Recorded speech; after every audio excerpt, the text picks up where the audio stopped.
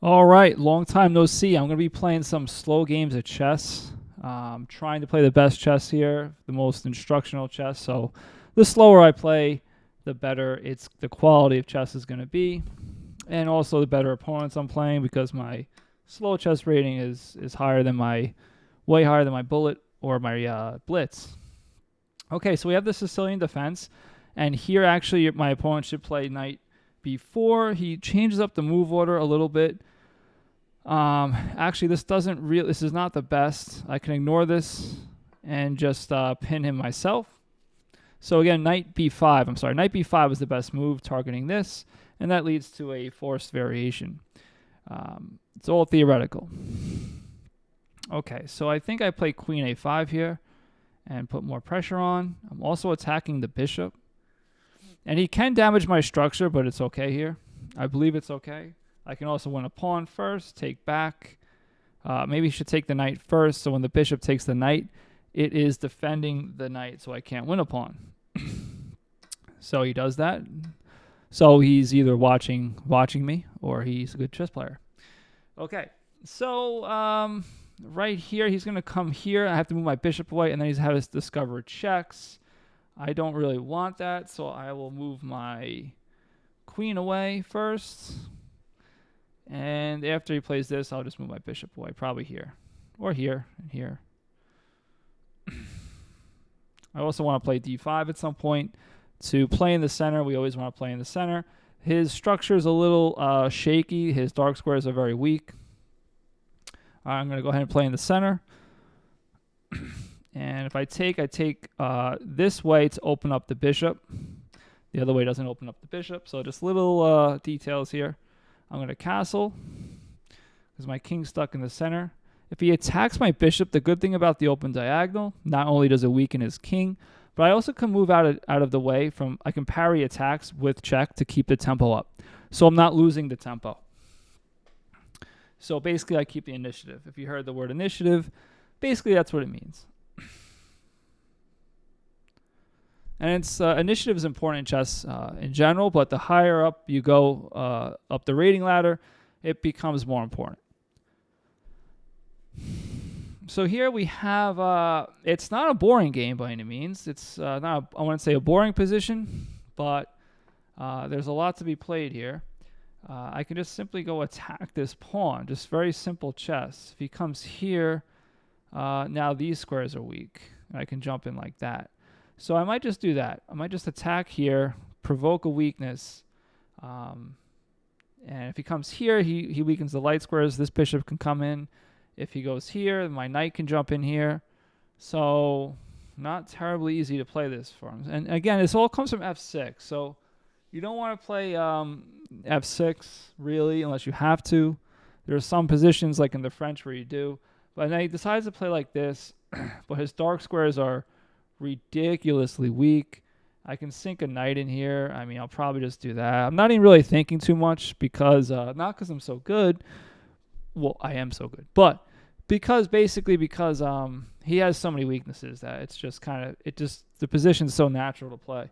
And he's a good player, I mean, right? So he's going to have resources. He's going to find strong ideas, but it's still going to be tough for him to play this position. I would really like my bishop to be behind my queen, but it's not. That would be really cool. I can go like this, I guess, but he can always parry that. All right, let's just... Let's get this rook involved. No, I don't like... If I take the pawn, he can come here. I don't know if I like that. Let's go for it anyway. And try to induce more weaknesses. He could just simply come here, though. Improve his bishop. That's why I was not too crazy about that move. He can parry it and improve his position. So now where to put my light square bishop is an issue. So he's giving me this pawn because he can always come here with tempo. I could take the knight. When he takes back, I check and win the rook. So I'll be up a pawn at the end of that variation. So I think I'm just going to go with this. If he comes here, I move out of the way and take the knight. He takes with the bishop. He can't take with the queen. Oh, loses queen. Okay, that was interesting. I didn't think he was going to play that, to be honest. I'll just simply take back because I don't know why he did that. That's an unusual. So it looks like he just gave me a pawn to get his rook some activity, I guess. I'm going to try to come around this way and put my queen where it wants to be, which is leading the action, leading the battery. I had a battery before. A battery is when two pieces are lined up with each other.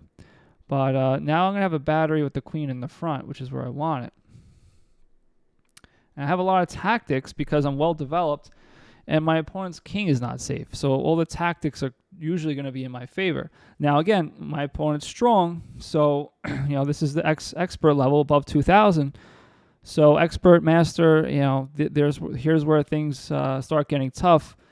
And your opponent's going to put up a lot of resilient. They're very resilient. They're going to be resourceful. And they're always going to have some type of strong idea to weasel themselves out of something. But we just have to keep a cool head and keep charging forward.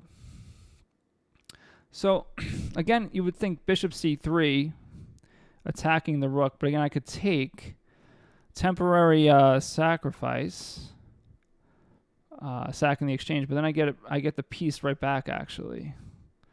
So, we can come here. It's a little complicated, but I'm up a pawn. So trades, if anything, even if I don't win material, if it's just a trade, I'm still trading down material when I'm up material, so that's a win for me. Theoretically, it should be at least. Okay. How would he take here? If I take, he takes with the queen. Am I doing anything spectacular here? Should I just take? Should I just take here?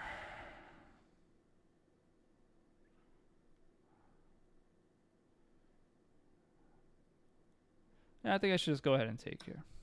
He should take with the queen, I would think. If he takes, yeah.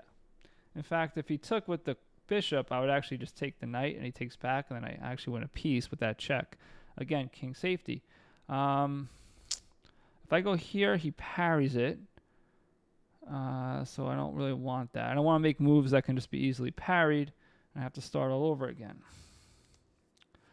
So do I want to put my bishop here first? Let's get my rook into the game first. Just simple chess. Get a piece that's not developed into the game. He does have this check, which I didn't even look at for some reason. However, he's got to move back. So he kind of gave me a move. He gave me a move for a pawn, basically. Now I can get my queen into the game and prepare some sacrifices. So I'm not too crazy about that. Like I just come here, and now, this sacrifice would lead to a tough game for him. Okay, so I can go here, and then if he takes, I take. So I like this move. And again, if he takes, I take, check, boom, boom. We just make a series of trades.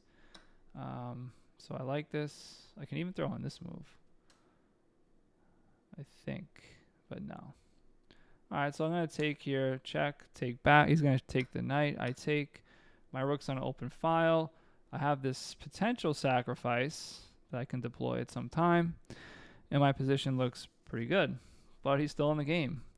And now we have even material. And also we have the same, we don't really have a material imbalance because we both have a light square bishop. So this is going to be kind of like squeezing a stone out of, or squeezing a water out of stone.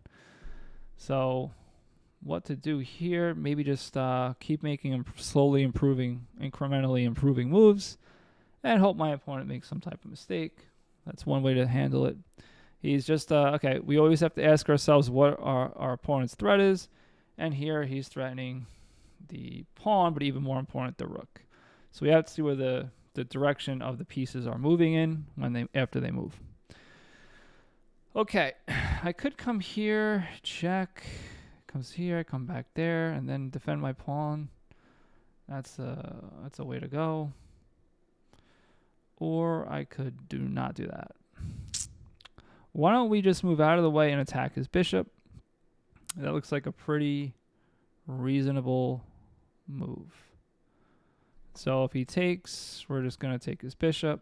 So this is just a way of keeping up the initiative, right? And he's a good player, so he's going to try to defend this by also keeping up the initiative, right? By, making some move that takes a tempo, that gains a tempo.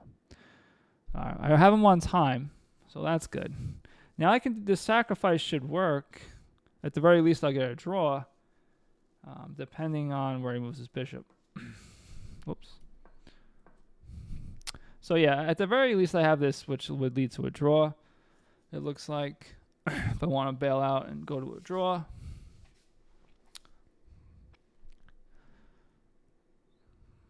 I have slightly better king safety, even though I'm missing this pawn.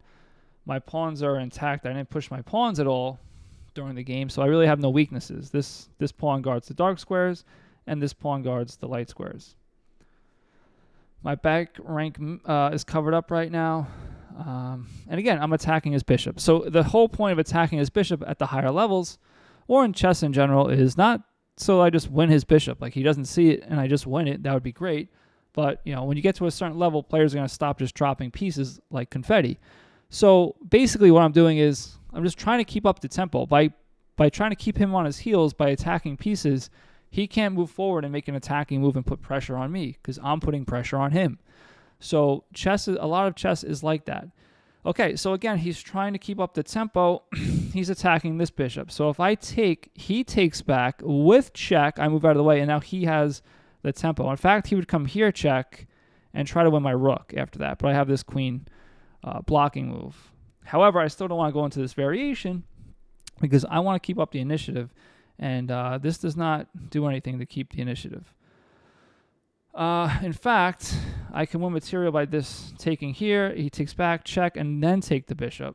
That might work. Then he has this check. I come here. He has what at that point? I don't know, but that looks good. It looks good. I think that might be the best way to go here. So I'm going to go ahead and deploy that. Sacrifice. It's also a crowd-pleasing move. Everybody likes sacrifices, so... hopefully I'm not missing anything. Oh, it's a check. Oh, no. I didn't see the bishops there, so this is why we have to be careful. So I didn't see the bishops there, and now I'm getting checkmated. So, yeah, pretty simple but effective. He just goes into the corner. Didn't see that, and all right, got to give him credit there. That was good. So we'll go to a new game, and we'll call that a warm-up. And we'll go back in. So, all right. So this is you play a good game. I think I outplayed my opponent there. Then I missed something at the end, and that's again what I was saying. Good players do is they create, some chaos. They always have good ideas, strong ideas. They're resilient, and they create issues over the board. All right, here we have the Italian game. Very normal. I'm sure a lot of you've seen this. This is played at the basic level all the way up to the top level. Okay, I'm going to avoid the bishop trade over here because I don't want to mess up my structure. I also don't want to take his bishop because it opens up his rook. And it also improves his pawns, actually. His pawn would be guarding some key squares. Okay, so I'm just going to simply develop.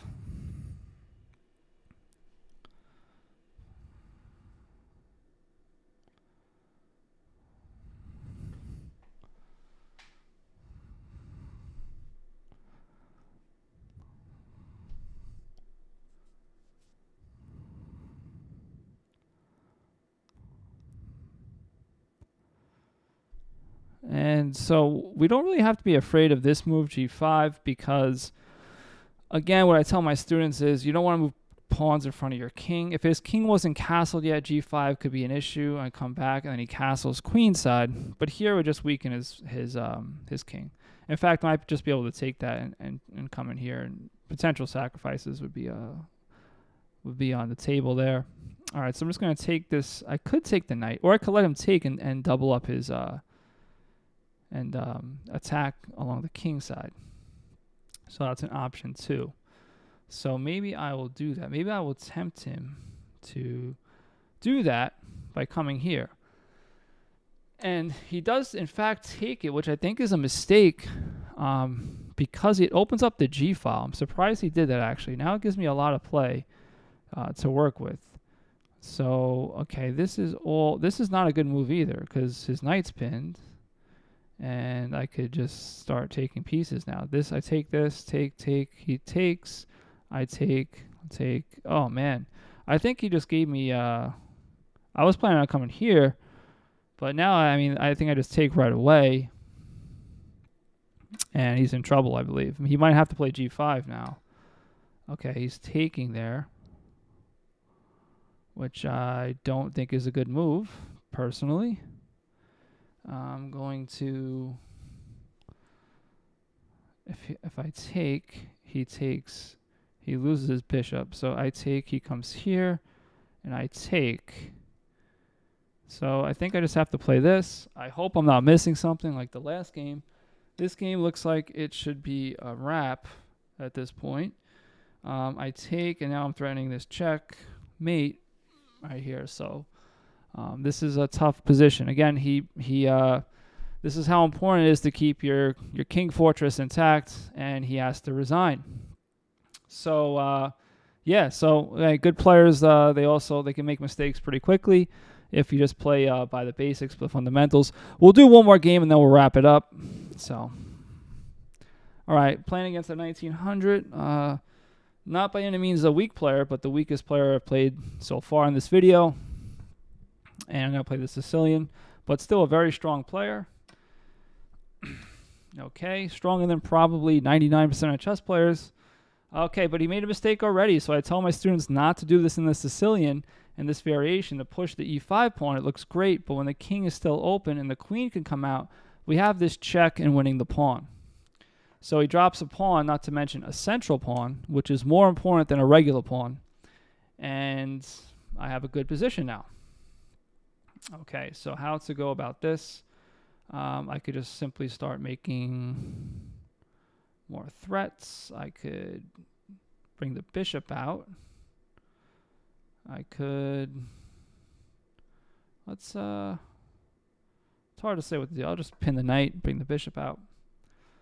But I'm up a pawn, so that's a mistake. And he's a really strong player. So, again, don't get discouraged by chess. Never look at your opponent's rating and think, oh, man, I'm playing against, someone who doesn't make mistakes and sees everything. Well, chess is a tough game, and he made a mistake. He's almost 2,000. He made a mistake in the third move. So, all right, I can double his pawns, but at the cost of losing the bishop pair. The bishop pair is very important. So, well, I wouldn't say very important, but it's important. It could be depending on the position. It is generally an advantage. So, do I want to do that? There's give and takes to chess. So, I'm not sure. I'm not sure if I want to go into that. First, I will bring my knight out. We always want to develop our pieces. Super important to develop your pieces. Okay, so he takes. I'm going to take back and then push for d5, similar to the first game. Okay, now by playing this, it's a good move, I think, because he's stopping me from doubling his pawns. So now if I took, I would just throw away the bishop pair for no reason. Okay, I'm going to move here, move out of the way from the attack something else, and also defend this. This is also already defended, but again, I don't want to take with a pawn and weaken my structure, so I'm going to defend my knight with the queen, if I can. Okay, so I'm going to push this bishop out, so making moves with tempo here. And now I can play d5, and I have a better center than him, as you can see. Okay, he makes another tempo move. He retreats and attacks, keeping up the initiative. So this is very important, as you can see. So let's say I just move out of the way here, and I can come here, I guess. I can come here. I'll come here. If he wants to kick me out, he's going to have to create a weakness. So I'm provoking a weakness. He maybe should come here and try bishop to g5. Seems like a decent idea. I'm going to play just for the center, d5. Okay, so again, yeah, that's kind of it is a weakening move. It's a very weakening move. So I can just slip right in here and then attack the light squares from there. d5, I'm going to be threatening this fork and also my bishop coming in here. My knight can follow up, so if he takes, that would be a mistake. So I have a pretty decent position right now.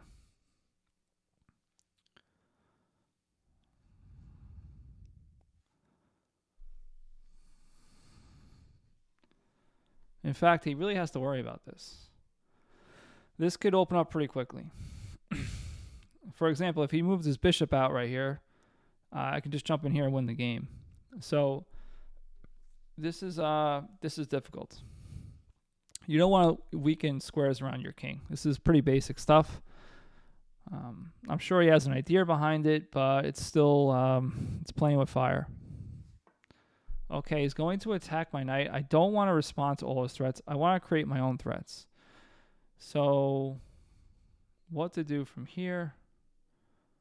I could bring my bishop out. If he takes, getting the knight here is game over. If he doesn't take, okay, so I can put my bishop here though, and then push, and that's a really hard thing to deal with. He's right about getting rid of this bishop though. He is definitely right about that. Because getting rid of this knight. Getting rid of this knight, because that's one of the pieces that could potentially win the game for me. I might just go h5 and h4 and open up the h file and ignore everything. So I may just do that. There's something here. But I want to stop his knight from coming here first. So I might have to play d5 first. That might be a move I have to play. So I don't want him to take. I take back, and then he comes here. So I'll play d5. I'll be a good chess player and play by the fundamentals. And now I can always come in here if he doesn't. He should take the knight, though. And opening up the g file isn't really good. It's good normally, but when you're playing against the fianchetto position, since the g file is kind of blunted by this pawn, this diamond formation, it's actually excellent to play against an open g file with this formation. So that's another reason why he should just take the knight off, is because it doesn't really give me an attack, and it takes away an attacking piece of my own. Okay, I don't like that move from him. Open again, f6.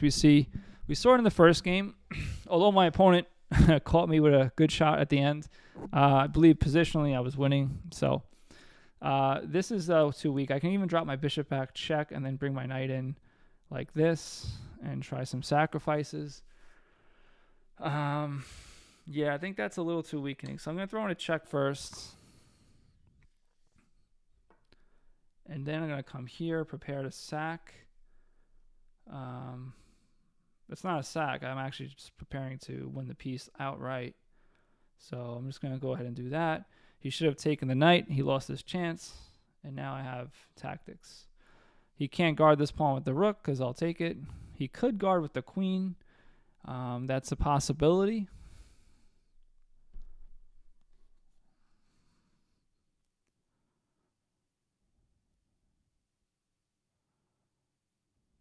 But he has to watch out for his bishop too. I can use his bishop to propel, again, tempo, propel my attack. So I want to push my pawns possibly to attack his king. So if I do that, I can use his bishop to gain tempo as I'm doing it. However, that's risky because I'm weakening my potential king side. If my king side goes here, then I don't want my pawns to be moved up the board. I usually like the castle queen side in these positions where I'm attacking and I can push these pawns, but my queen side's busted open. I have open b file and to my king if it went over there. So I definitely don't want to go over there either.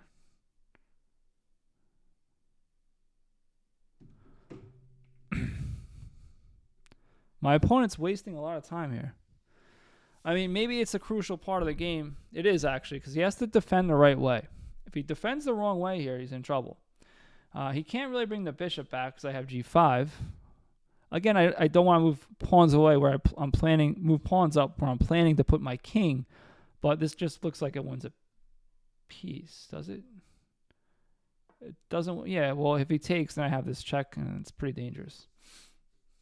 Okay, he does not defend it. This is interesting. So he decides not to defend it. I think it's checkmate. I think that's checkmate because my bishop's covering here. And this check would be checkmate. He can't take the knight. So he didn't even see the threat. So there we go. There we have it. All right. I hope you guys learned some good tricks here. Not tricks, but a good lesson here. This is like advanced level chess. It's not grandmaster level chess, but it's pretty advanced. plus 2,000. It's going to be better. According to chess.com, it's a 99.9% of chess players. So, yeah, I think all these tools that you learn here and in these games, you could utilize in your own games, and win against, most opponents as long as you concentrate. So, all right, guys, hope you enjoyed that, and please like and subscribe, and I'll see you next time.